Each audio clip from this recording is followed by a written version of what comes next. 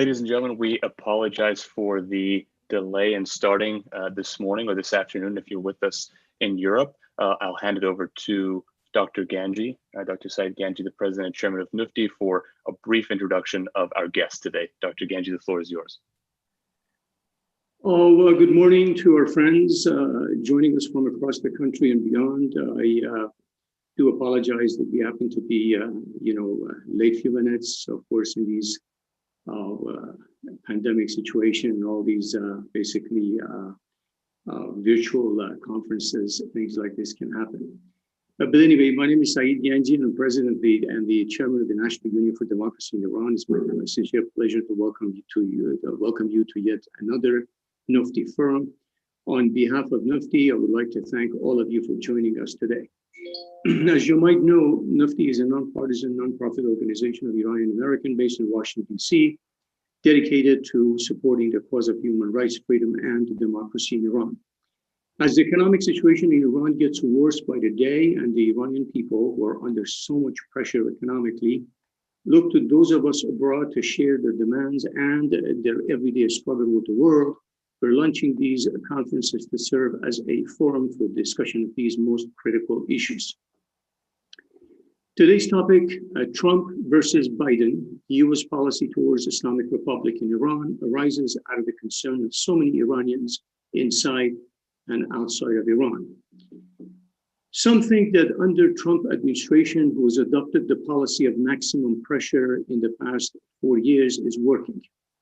Iran is more isolated than ever. They are short in cash, and the people in Iran are increasingly unhappy with the regime. The goal is to persuade the Iranian regime to come to the negotiating table. Although the concern is that the Trump administration will make yet another deal with the Ayatollahs, and the Iranian people will be left out of the equation, just like they have been left out in the past 4 decades. Some believe that under Biden's administration, people of Iran will be better off, as Biden administration will lift off the sanctions and be softer towards Islamic Republic. But their concern is that the Biden administration will be an extension of yet another Obama era, where the Islamic Republic will have access to Iran frozen assets, perhaps another cradle of cash in the middle of the night to few clergies, and Islamic Republic will become bolder, ultimately kicking the can down the road policy one more time. To discuss and analyze this important topic, it is a particular privilege to address these issues critical to our community with a distinguished writer, analyst, and prominent journalist, Mr. Amir Taheri. It is very difficult to introduce Mr. Taheri, as he has a long and an impressive resume. Amir Taheri was born in Iran and educated in Tehran, London, and Paris.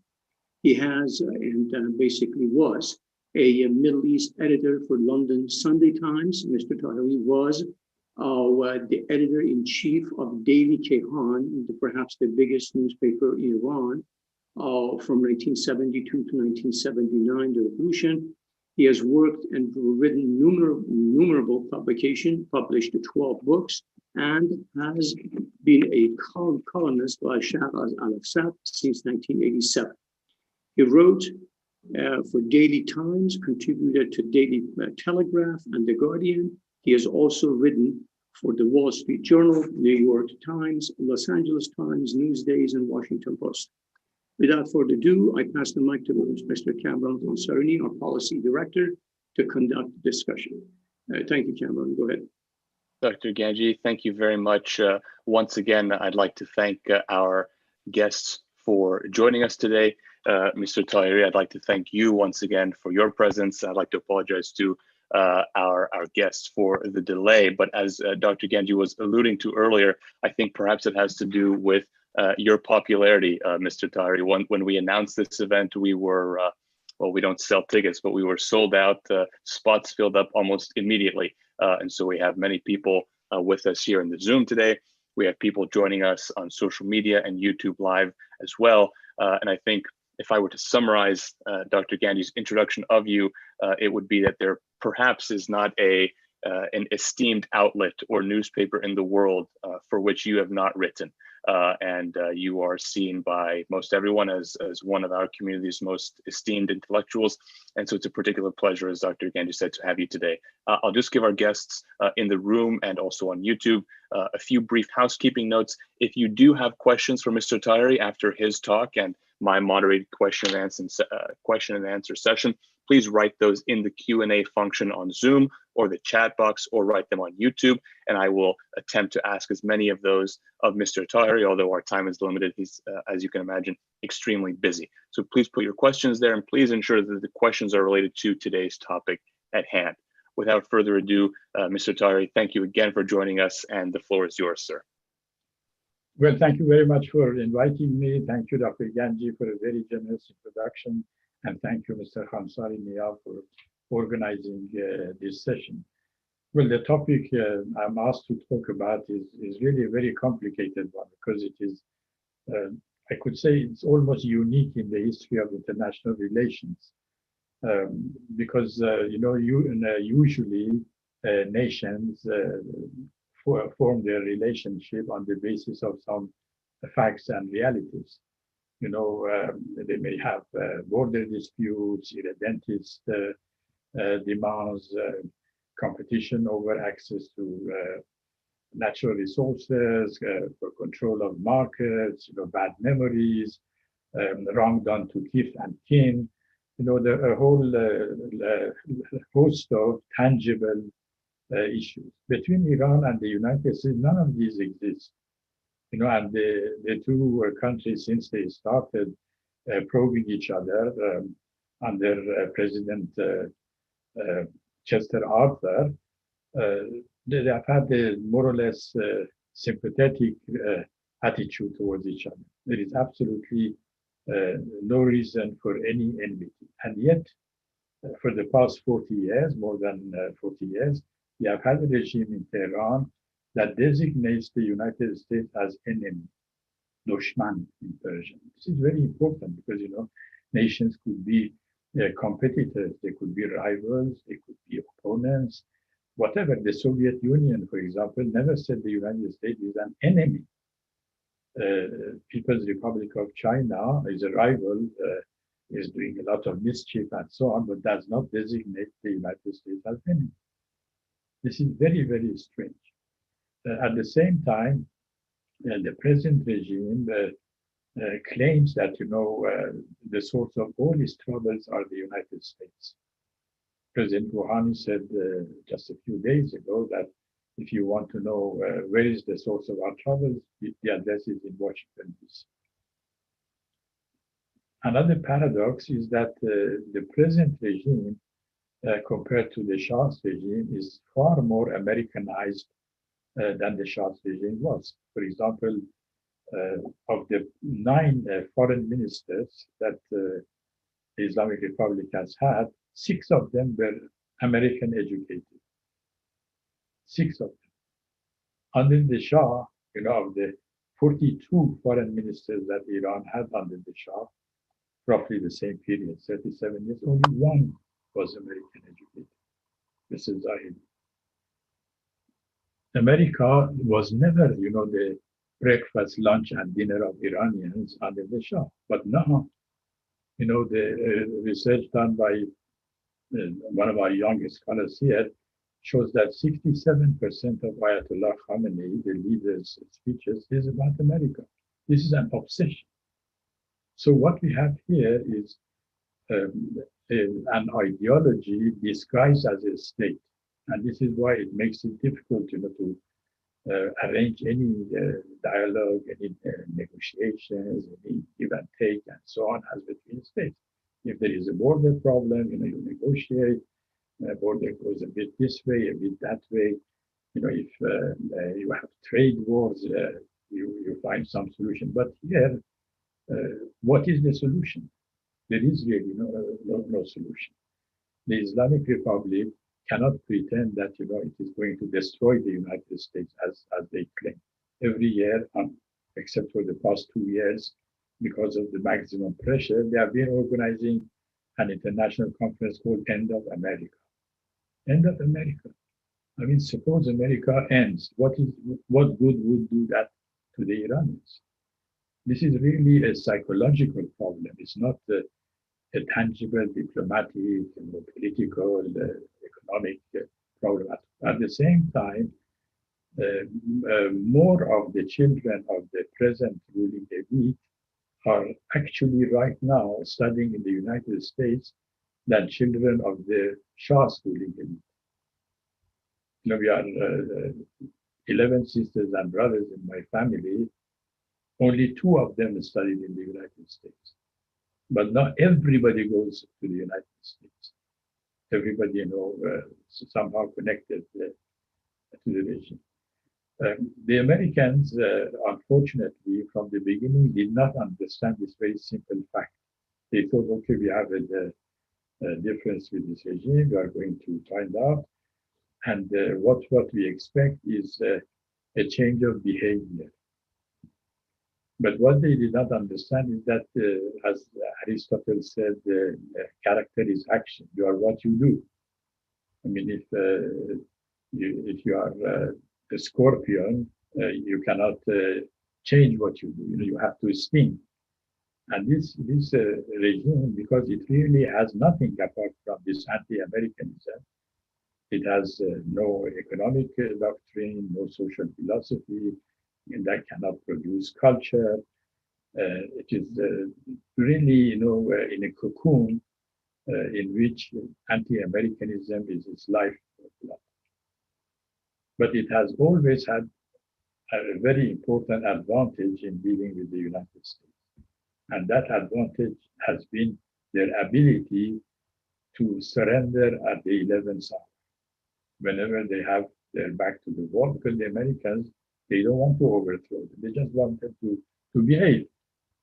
America has no interest, in economically or otherwise. The Iran under the Shah was less than 1% of the world economy. Today is much less. At one point, Iran was the greatest exporter of oil. Now nobody cares about Iranian oil. And so from intangible issues, the Islamic Republic is really irrelevant to the United States. What they do to make themselves relevant is to go around the region in the Middle East, do pinpricks here and there to make life difficult. It's like having a fly that is buzzing around your head.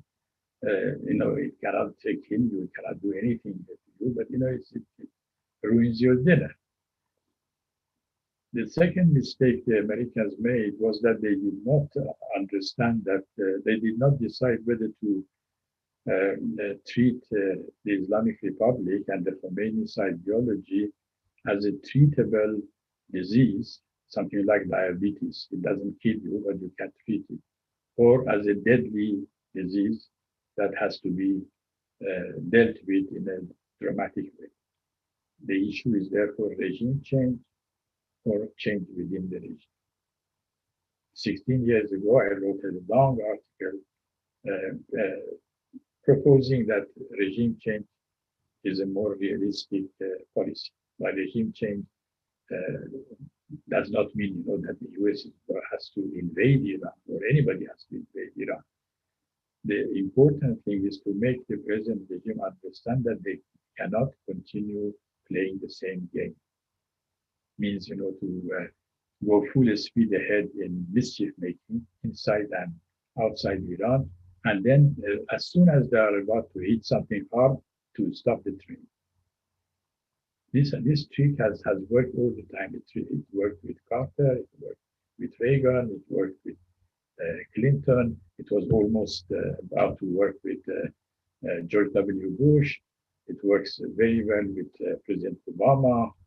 And it stopped working with President Trump. It might start working again with President Biden if he becomes president. But President Trump's policy has also had a main fundamental weakness. And the fundamental weakness is that, the Secretary Pompeo put 12 conditions And in a recent article, I analyzed how all these 12 conditions have been fulfilled. But what do you do after that? It's like somebody who goes to a casino and wins a lot of chips, but doesn't know how to cash these chips. So what are you going to do? You are like somebody who doesn't know where he wants to go. You park your car and announce some more sanctions. Sanctions has become a device to escape policy making, to postpone seeing the reality. There are really two options left. Either the United States makes really a grand bargain, not a mini grand bargain like Madeleine Albright and Bill Clinton wanted to do. Go and tell the Islamic Republic, you have either to become like the rest of the Middle East, worse and all, or make the whole of the Middle East like yourself. And here we are either going to help you make the whole of the Middle East like yourself, or we are going to prevent you from trying to do so. This has not been done. In other words, the Islamic Republic has never been forced to go beyond the threshold of pain that forces anybody, an individual or a nation, to change its course. It always goes right to the threshold and stops. This is the main effect. Now, I'm not a prophet, although I come from the Middle East, so I cannot guess what happens in the future. If President Trump is re-elected, it will be very difficult to forecast what he does because he has his idiosyncratic way of policy making. He may do anything. I really don't know. If Biden becomes president, most likely will revert to the policy under President Obama, because he was associated with President Obama. People who will be in his administration are from the same camp, from the same bent of mind, and the same diplomatic culture, and so on. And the Iranian issue will be postponed. The two policies, both President Trump's and President Obama's or future President Biden's policies, missed one important thing. In the 12 points that Secretary Pompeo has announced, there is absolutely no reference to the Iranian people, to their human rights, to their desire for freedom, which means, they don't understand that a nation's or a regime's foreign policy is the continuation of its domestic policies. You cannot have a regime that is crushing its own people and then suddenly is cheek to cheek and soft under the moonlight with you. This was the mistake that was made with Hitler as well.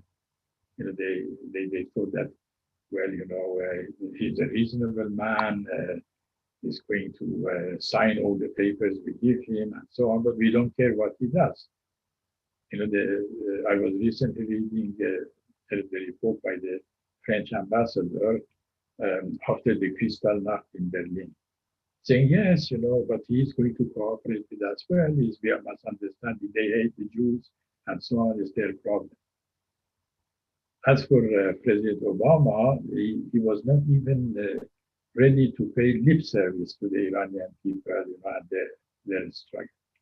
Fortunately, to end this short introduction on a hopeful note, there is a third player there, and that is the Iranian people. We have to organize another program so that I can show you how the Iranian people have already spiritually and culturally liberated themselves from this obnoxious regime. And the sooner the outside powers, my message to the Europeans, the same to the Americans, the sooner they understand that this is a dramatic change in Iran and that there is a force inside Iran now that can bring Iran back to the civilized world and put it on a different course, the better for everyone. Thank you. Mr. Taheri, thank you so much. That was a fantastic talk, and I appreciated very much all your metaphors and the connections. You indeed made a very complex topic much more digestible for our audience. I have a few questions myself, with your permission, and then I'll take some questions from our audience. You mentioned in the very beginning of your remarks that this relationship between the United States and the Islamic Republic of the past 40, 41, 42 nearly years is unique in the history of international relations, in the history of relations between nations. Many people have brought up sort of three potential, if you want to call them, examples of how the end game may play out, which I've seen referred to quite often. You mentioned two of them yourself. You mentioned the USSR and Nazi Germany. A third one often mentioned is China. Of course, with the USSR, there was a dual dialogue, especially in the Reagan years, between the US government, also Western allies, and the USSR in terms of nuclear negotiations, but there was an immense amount of pressure, be it from the bully pulpit or elsewhere, in terms of supporting anti-communist dissidents. Then there was the obviously path that we saw with the Nazis and World War II, and we all know the story. And the third path, what we're still seeing today play out with China and perhaps the ramifications of that strategy, basically saying, focus on your own country, improve the lives of your people, and will allow you into the community of nations. The decisions made, in the latter part of the last century. Although this is a very unique relationship between Iran under this regime and the United States, do any of those three parallels have any semblance to what we see with Iran for you? Is there another semblance you would see, or is it just totally unprecedented what we're seeing? It is really totally unprecedented. In the case of China, the Chinese had some tangible reasons to dislike America. The United States was supporting the Kuomintang and even in Taiwan. And Madame Chiang Kai-shek in Washington was the inventor of the lobby politics, was very popular, and campaigning against the People's Republic and so on. At the same time, the two nations were the United States and People's Republic were competing over the control of the Korean Peninsula, which led to the Korean War, and so on. There was some tangible reason for it. But how was it worked out? Because there was some tangible reason for it, you could negotiate in between Iran and the US. There is no tangible relationship. Tomorrow, what do you say to advisors of Ayatollah Khamenei who say we want to turn the White House into a Husseiniye? This is, you are not going to negotiate that. I was, as a journalist, I was following the shenanigans that led to Nixon's trip to Beijing or Peking in those days. Because, Iran was one of the intermediaries via Pakistan. We recognized People's Republic before the United States and started mediating through Mr. Bhutto, the Pakistani foreign minister, then the Pakistani prime minister and president, and so on. And Kissinger, who made several secret trips to Beijing, always had some concrete demands from the Chinese. For example, they wanted the Chinese to stop supporting the so-called liberation movements in Africa. Golden Roberto in Angola, the group against South Africa, in Namibia, in Mozambique, and so on. And the Chinese did all that. The Americans also asked the Chinese to stop supporting the communists in South Yemen, which had control of South Yemen. Again, the Chinese accepted the policy of seizing the Hormuz Strait and so on was abandoned. The uprising in Jabal Akhdar in Oman died down. The Zofar insurrection against the Sultanate of Oman was suppressed with the help of the Iranian army. So the Chinese agreed to do something. At the same time, they agreed to prevent North Korea. Kim Il-sung was constantly doing some pinpricks, against South Korea, and suddenly in all of it, ended under the Chinese pressure. Again, the Chinese were trying, to foment trouble between India and Pakistan, the Baluchi rebellion, but there was a whole complicated thing. They accepted to do all this. At the same time, they were, if you were not born at that time, but the Chinese were almost every day bombarding the islands of Kemu and Matsu, and to keep the tension there, because the U.S. Navy was present. All of this ended. So, even then, the Americans did not go straight, to bed with the Chinese, like President Obama did with the mullahs. It took time. They sent George Bush the father there, as not as an ambassador, but as a transition contact man and so on, to check things, to weigh things and so on. And gradually they forged a new relationship. They also had another tangible interest, which was both of them wanted to neutralize the Soviet Union. The Chinese had already fought a war with the Soviets and been badly mauled, over the Ussuri River, and they had lost some territory, huge swathes of territory to the Soviet Union, and they were scared. At the same time, they wanted the US to control the Japanese, prevent Japan from emerging again as a military power. But between Iran and the US, none of these things exist.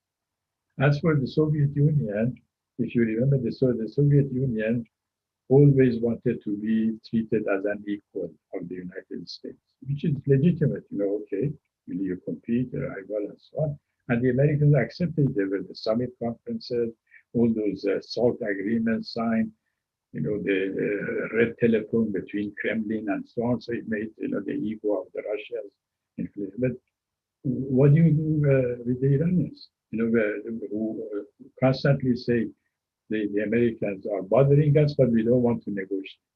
So what are you going to do?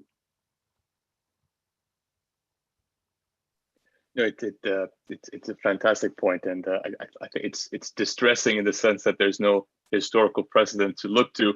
But as you said, there's this fascinating factor of the Iranian people, which I'll get to in one moment. I'll just remind our guests, I'm going to ask a few more questions of Mr. Taheri. If you have several people have already sent in their questions, please continue to do so. Mr. Taheri, you and I hope I haven't butchered the quote, but quoted Aristotle in saying, character is action, or rather, perhaps the opposite, action is character. Another quote comes to mind when thinking of US policy vis-a-vis Iran for the past 40 years, or vis-a-vis the Islamic Republic, I should say, which is insanity. The definition of insanity is doing the same thing over and over and expecting a different result. How can we, as Iranians in the diaspora, the exile community, specifically those of us who live in the United States, but also those of us who are in other Western democracies, in France, Germany, Britain, how can we attempt to persuade elected officials, our host governments, that it has been insanity, what they've been doing for 40 years of doing the same thing and expecting a different result, or as you quite well said, expecting this scorpion not to sting? How can we push them or convince them to look to the alternative? Well, it's really very difficult. I've never lived in the United States, so I'm not an expert in lobbying in the US, but my impression from my frequent visits to the United States and knowing lots of American politicians from presidents downwards and so on, is that they are primarily interested in their own political situation. What is in it for me? I remember I lobbied in the US on 2 occasions. One occasion was when I was lobbying for the US to intervene in the Balkans to stop the massacres, in Bosnia-Herzegovina. So I came to New York and I had dinner with a Republican senator who was head of the Foreign Relations Committee at that time. And suddenly, at the end of it, said, but Clinton is going to benefit from that. So the rest, it didn't matter at all. Then I talked to James Baker, who was later Secretary of State before Clinton, before the Clinton administration. And he said, we have no dog in that race. So why do the thing was really always related to how it plays in Peoria, which is the famous American political slogan by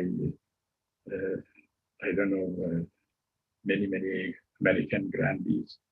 So and the attention span is very limited.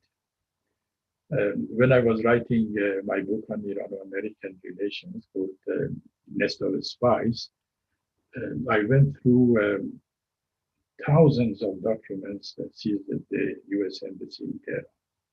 And I realized that the Americans knew everything. They had very good information, they had good sources, and they wrote marvelous reports, but nobody read them in Washington.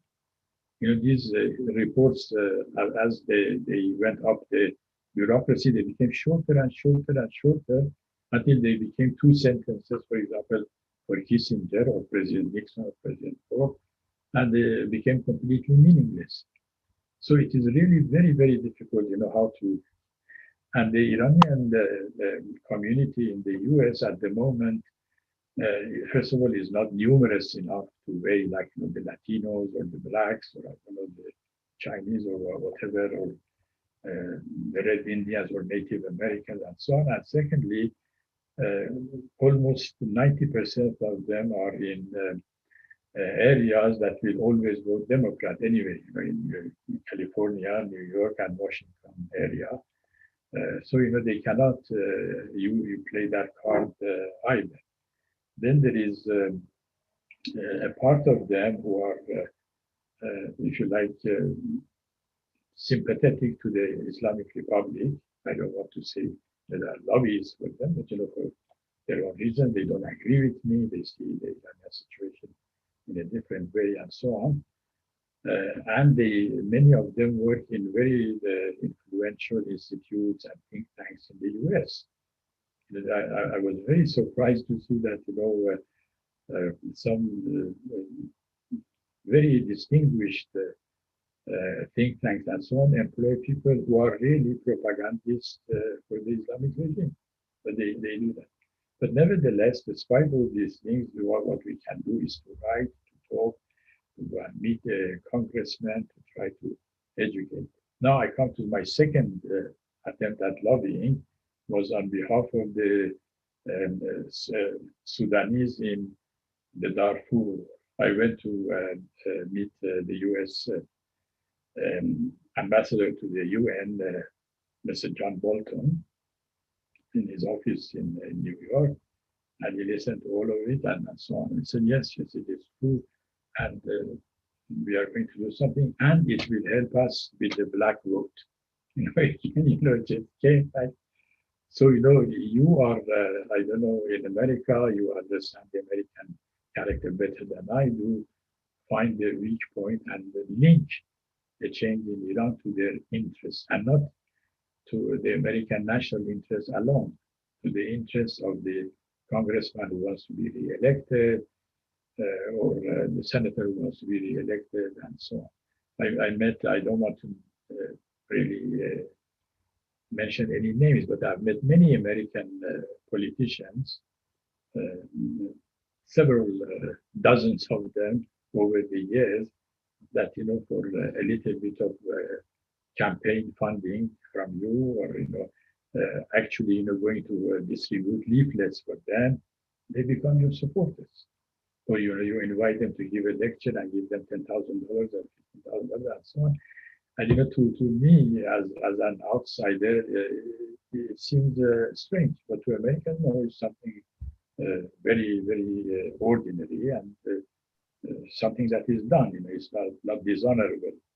So, there is in me a cultural gap in understanding the American side. Very interesting. I want to ask you briefly, Mr. Taheri, about recent events, and I mean very recent events. Last night here in the United States, so perhaps very early morning for you, the news broke from both the NSA and the DNI here in the United States that the Islamic Republic and its apparently its cyber forces, or perhaps its army, which you know, and many of our guests know, it has invested a significant amount of money in, were attempting to sway the results of the upcoming presidential election in less than 2 weeks now. And what they did in this particular instance was they impersonated a group called the Proud Boys, which apparently is a far right anti racist group, and they sent these ostensibly to hurt President Trump's chances at re-election. This seemingly goes back, for me at least, to what you refer to as the Islamic Republic's obsession with the United States. And you mentioned this startling statistic: 67% of Ali Khamenei's speeches are about the United States. I had not heard that before. It's really quite something. What do you think is the reason for this? I mean, you mentioned sort of the differences between the potential second Trump term and a Biden term. Do you think the Islamic Republic is trying to pick sides here and pick a horse? Do they have someone that they would prefer to see in the White House? Well, there is no they, because, the Islamic Republic is also divided into factions. There are three factions at the moment. What I'm going to say now is not quite gestated, shall I say? So I say tentatively because I'm working on it to find out. One group around, the so-called reformists or moderates and so on. They hope that if Mr. Biden becomes president, he will revert to the time of Obama, and they will be able to come, with a softer image of Iran and so on. And Mr. Khamenei is rather old; he's not going to be there forever. Within the next 4 or 5 years, goes there, and therefore we can gradually shift Iran into another direction, a softer version of anti-Americanism, like the one, for example, you would see in the US itself. Like one of the heroes of the Islamic Republic is Noam Chomsky, for example. And lots of anti-Americans who were invited every year to the US. Louis Farrakhan, I don't know, they all have written about them many times. The daughter of Che Guevara and so on. And anti-Americanism is chic even in Europe, everywhere. So, and the funny thing is that, for example, if you see Mr. Rouhani's cabinet and entourage, there are more American-educated people in it than around the Shah's entourage. At the same time, among the politically active people within the ruling elite in Iran, many of them are American educated, or they have green cards, which is supposedly something that gives you the right to stay in the US, or they are US citizens. The first cabinet that Mr. Khamenei, Ayatollah Khomeini set up included 5 American citizens. So this is a long story. Therefore, this is one group. They are trying, now they are talking about Imam Hassan, the second Hassan, the second Imam who made peace with Muawiyah, so saying that we can make peace with the United States and so on. Then there is another group that is conscious that any rapprochement with the US means ideological death, because then you have nothing. If the US is no longer the great Satan, it's not the source of all your troubles and so on, what are you going to do with economic meltdown, with demographic disaster that Iran is facing, with widespread corruption, with environmental catastrophe, and so on. And the truth is that this regime does not have any policy on anything, because it has been so ideologically obsessed The irony is that they have the personnel. They have, for example, every year I receive, I don't know, more than 50 different studies done by the Iranian ministries, and they are very good. They are done by American educated Iranians, but nobody reads, nobody can implement. So this group are trying very hard not to allow any change in the present status quo. They want the enmity between the US and Iran to continue. And Mr. Rouhani and the so-called reformists, they claim that 30% of Iranians benefit from the present situation. Rouhani has said it openly, I mean, not speculating. He said for 30% life is good as it is, for 70% is not. So, this fight goes on. But the tragedy, both for Iran and even for the present regime, is that there is at the moment no power and no individual and no leader strong enough to make the decision one way or the other. One of the cliches is that Khamenei is the absolute ruler. He can do whatever he likes. It's not.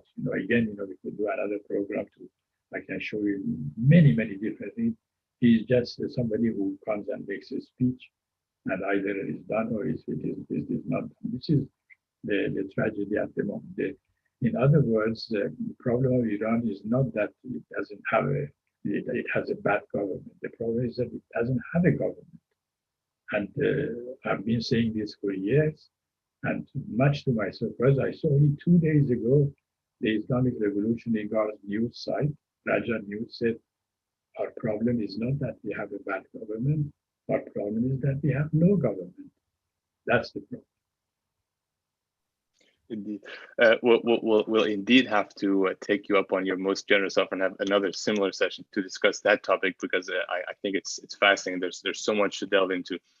With your permission, sir, I'd like to ask one last question on behalf of myself, and I'm sort of gathering audience questions as well, about the last thing that you mentioned in your opening statement, the Iranian people, sort of this the secret ingredient, if you will, this X factor that, as you said, if I'm quoting you correctly, have spiritually, intellectually, in every way moved on from the Islamic Republic. There was a video, perhaps you saw it just 1 or 2 days ago, where there is a girl riding a bicycle, which is itself a crime, without a hijab, which is itself a crime, singing, which is itself a crime, and the passerby are startled, and a driver in a car drives up to her and says, "Khanum azadi omade, shah bargashte," or has freedom come, has the king returned, and so you see more and more of this. What is for our friends with us today? What is your analysis? I mean, you're the one who brought this topic up. The Iranian people have moved on from the Islamic Republic. We hear it in their chants. It's impossible, as you said, to predict the future. But you know this country quite well, and you know our people quite well. What do you think? What is your analysis of the present state of the Iranian body politic, if you will, of the Iranian nation? And what, if anything, can we expect potentially going forward? Well, in journalism, we have two sets of facts. One facts are events, like the beautiful redhead who was riding a bicycle in Isfahan, and the other one is undercurrents. I'm more interested in undercurrents. And undercurrents that I've been following for the past 4 decades shows me that Iranians are liberating themselves from this regime and the culture of Khomeinism and so on. How do I know that? First of all, through cultural production. A few years ago, I gave a lecture in London about new novels in the Islamic Republic. I had read 200 of those novels over the years, which were, chosen from among the best-selling novels in Tehran's book fair, annual book fair. Each year, they send them to me, and I introduced. None of them were Islamic. Whereas before the Islamic Revolution, we had Islamic writers, who wrote novels with the Islamic theme. When you see you come to poetry, we used to have Islamic poets. We don't anymore. They have become so thoroughly westernized that, in fact, I don't like it. I don't like Iran to lose its identity. And now many people may attack me for saying this. I don't want Iran to be totally Islamicized either, because this is part of our culture. And I don't want in a moment of anger to burn the whole thing down. But this is unfortunately happening.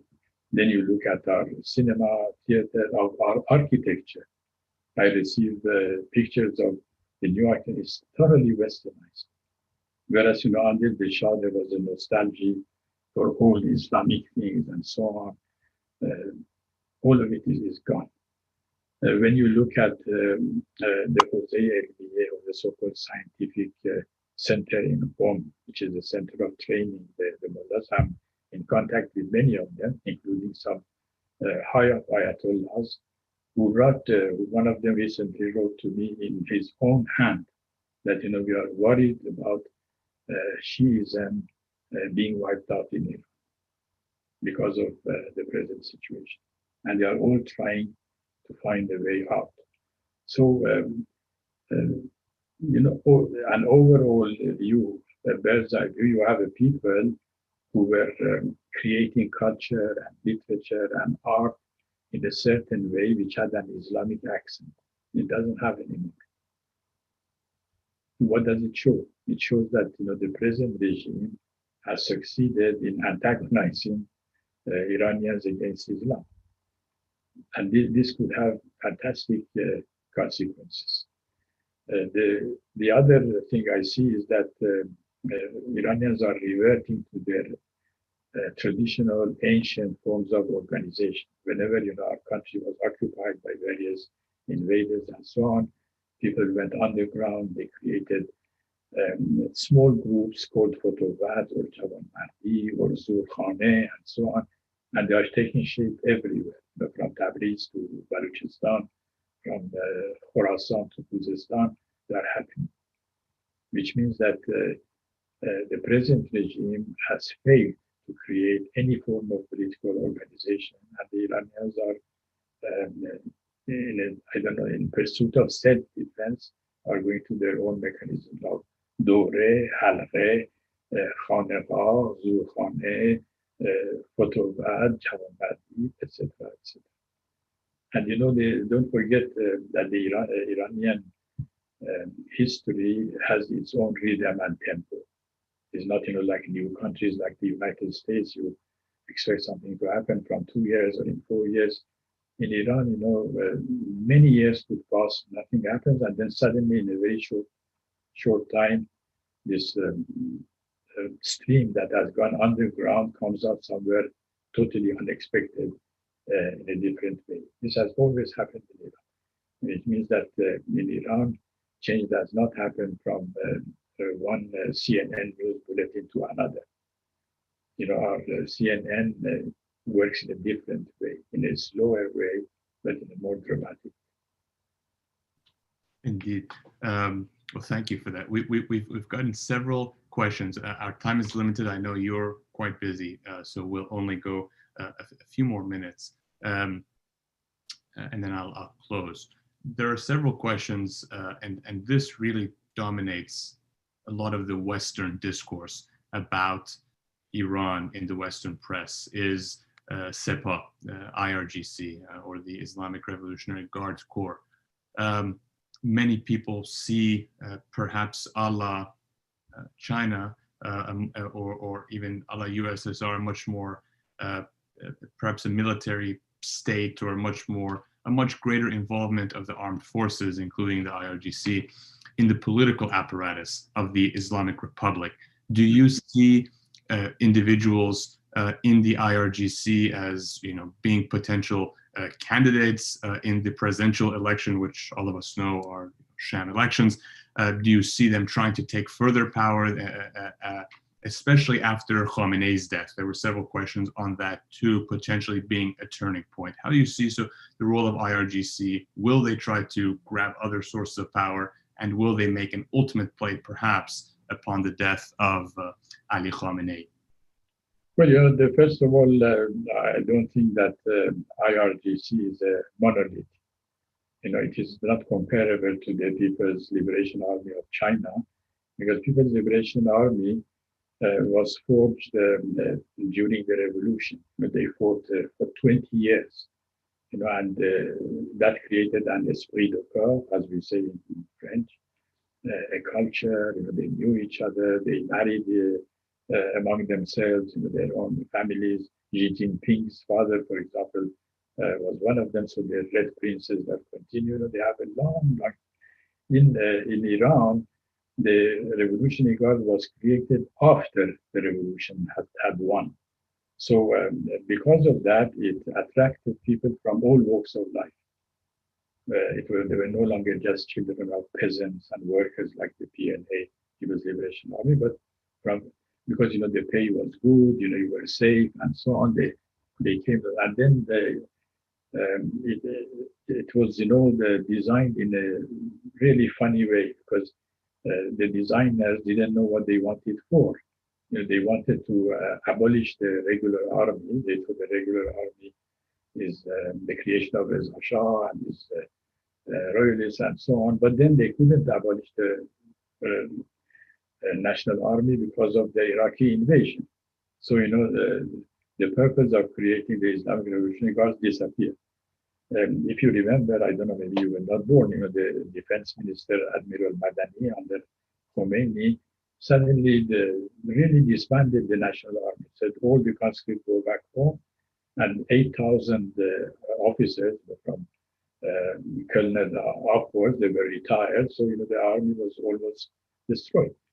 And the Islamic Revolutionary Guard. But since it was not created as a normal army, it was used for security reasons. For example, for killing Kurds in Nafada or massacring the Turkmen rebels in the Gorgan Plain and so on. So it is defective design. You don't know whether it's a security organization, it's a normal traditional army, so on, and they failed in everything. But during the war, they failed. Now it is clear. And recently, they were forced to transfer the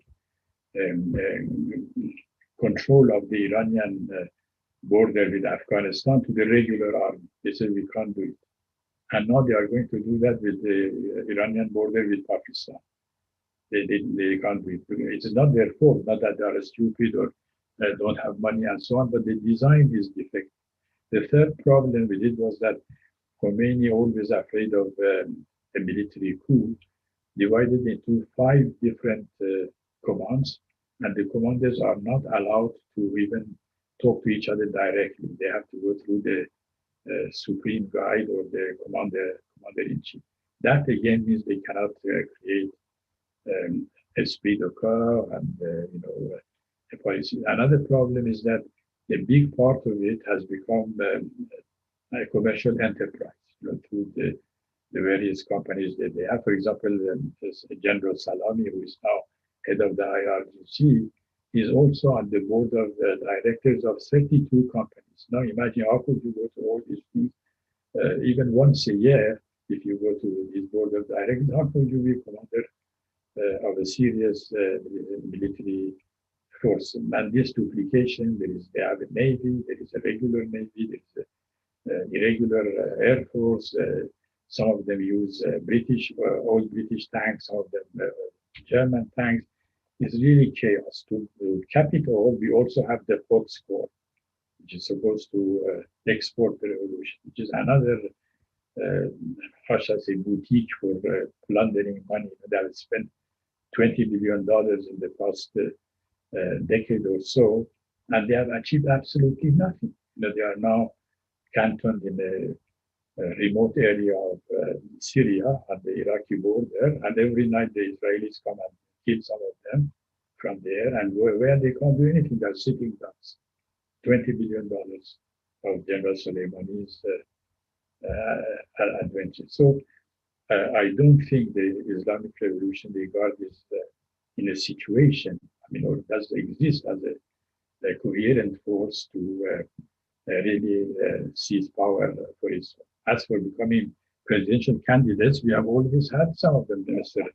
General Rezai was candidate 2 or 3 times. General Ghalibaf, Brigadier General Ghalibaf was candidate. Maybe he will be candidate next year as well, if they last that long. But who cares? You know, they had, I don't know, 3% of the votes. If they stage a coup, I think the Iranians will just laugh them off the television screens. That was quite the resounding route of the IRGC, and as we would say in Persian, "Kamalan beja." I think we will end it. I think I tried to wrap in several of our guest questions into this. We will have to, pending your busy schedule, have you back because this was a fascinating discussion, and I think we hit on so many areas. We tried to keep as much as possible on our main topic. I just want to, in closing, hit on one point that you said, and this is repeated often, I think, from many leaders. For those of us who work on Iran issues and care deeply about the country, I know our topic today was U.S. policy, but as you yourself put it, the Iranian people are alive in spirit, and although things may be underground, it's not clear where that flowing spring will pop up again. And I think especially as today we begin the 1st of Aban and the 1-year anniversary of the Aban uprising and the massacre that ensued, our thoughts are certainly with the people of Iran, and God willing, as you said, that spring will rise again. I wanted to give you the floor at the end if you have any closing remarks or farewell. Obviously, our program was in English today, but we have several people writing comments in Persian, sending you many salams and duruds. The floor is yours if you'd like, sir, for farewell comments. Well, my final comment is a comment of hope. We are in a fight. We are in a historic fight. We are going to win it. But it is, a 12-round boxing match. Sometimes we go down, sometimes we get up, but the knockout will be ours. Ours means the Iranian people, who are, people don't realize outside that Iran is really a creative nation. It is full of energy, it's full of creativity, it's full of hope, it's full of readiness to join the contemporary world in the forefront of nations. We are ready for it. Now we are fighting for it. And I have absolutely no doubt that we will win. Thank you.